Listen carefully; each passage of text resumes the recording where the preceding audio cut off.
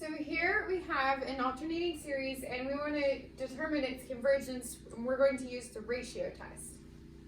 So the ratio test, we have a series with a sub n not equal to 0, and then we're going to look at this value here. L is going to be equal to the limit as n approaches infinity of the absolute value of a sub n plus 1 over a sub n.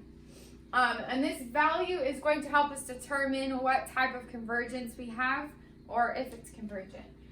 So if L is less than 1, then our series is absolutely convergent. If L is greater than 1, then our series diverges. However, we have a little bit of a gray area. If L is equal to 1, this test doesn't tell us anything about the convergence of our series. So the ratio test can be very useful, but it also is limited. If we try to use the ratio test and get to something equal to 1, then we know we're going to have to try and use something else in order to determine convergence, because the ratio test will not tell us that. So we're going to use the ratio test on this series and see what it tells us. So to do that, we need to look at this value, L. L is equal to the limit as n approaches infinity of the absolute value of the a sub n plus 1 term over the a sub n term. So to go ahead and plug this in, the absolute value just gets rid of the fact that this series is alternating. And then we're going to have n plus 1 to the n plus 1 power over n plus 1 factorial over n to the n power over n factorial.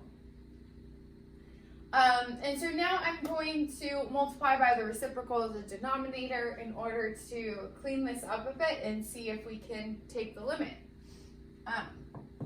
So we have the limit as n approaches infinity of n plus 1 times n plus 1 to the n power. There I just separated those. You'll see in a minute why it will help us eliminate some terms. And in the numerator here I have n plus 1 times n factorial. Anytime we have a factorial, we can always separate out some of the terms if we want to. And here this is convenient because I have an n plus 1 in the numerator and denominator, so those are equivalent to 1. And then this is being multiplied by n factorial over n to the n power. So now with a little bit of algebra, we can also eliminate this n factorial here, which is nice since there's one in the numerator and denominator. So let's rewrite this. We have the limit as n approaches infinity of n plus 1 to the n power over n to the n power. And then I can use algebra to rewrite this again. We get the limit as n approaches infinity of n plus 1 over n to the n power. And now I'm going to separate this out one more time. We get the limit as n approaches infinity of 1 plus 1 over n to the n power. Now this might look familiar because this is a rather famous limit, and we're going to go ahead and continue solving it. Right now, if we look at this, we have it in determinant form. We have n, this is going to go to 0, or we have 1, this is going to go to 0. To the n power, so this is going to be 1 to the infinite power. So we need to do something about this since we can't determine the limit right now. So what I'm going to do is a trick that we have, which is to take e to the natural log of this, which is equivalent to x, or whatever our value is. So we have limit as n approaches infinity of e to the natural log of 1 plus 1 over n to the n. This is something we can always do algebraically, since the exponential function and the natural log function are inverses of each other. And so now we can use properties of logarithms to move this n outside of the natural log, and we have the limit as n approaches infinity of e to the n times the natural log of 1 plus 1 over n. And here we still have a problem because in our denominator, if we were to try and evaluate this limit, we've got an infinity times 0. So we need to do something else again. We can rewrite this as the limit as n approaches infinity of e to the natural log of 1 plus 1 over n over 1 over n. And I've just rewritten this differently. Now our indeterminate form here in our exponent is 0 over 0. And we can use L'Hopital's rule in order to take derivative of the numerator and the denominator, making this much easier. And here I'm writing an L through the equal sign, so we know that at this step, I've used L'Hopital's rule.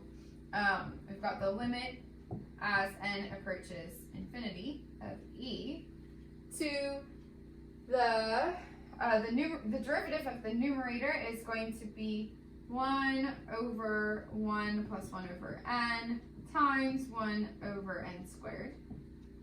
And, oops, that's hard to read now.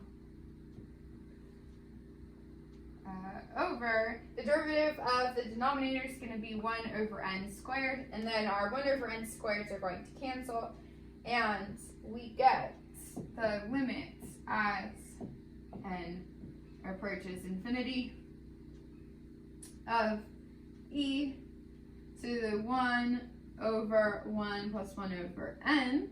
And now we can evaluate this limit. As n goes to infinity, this value here goes to 0, and we get e to the 1 over 1, which is just e.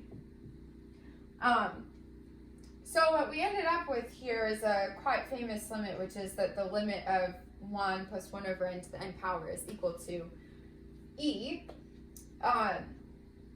And that took a lot of work. So the majority of the work for this problem was actually limits review from Calc 1. But now that we have that, we can make a conclusion about this using the ratio test. So we found that our L value here, the limit as n approaches infinity of the absolute value of the a sub n plus 1 term over the a sub n term, was in fact the value e. And what's important about that is that e is greater than 1. It's approximately 2.1 something. Doesn't matter exactly what it is. It matters that it's greater than 1. And so now we can use the ratio test. Since our L value is greater than 1, our series diverges. And so we will conclude by the ratio test.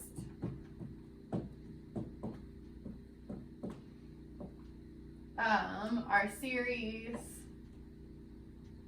from n equals 1 to infinity of -1 to the n times n to the n over n factorial diverges.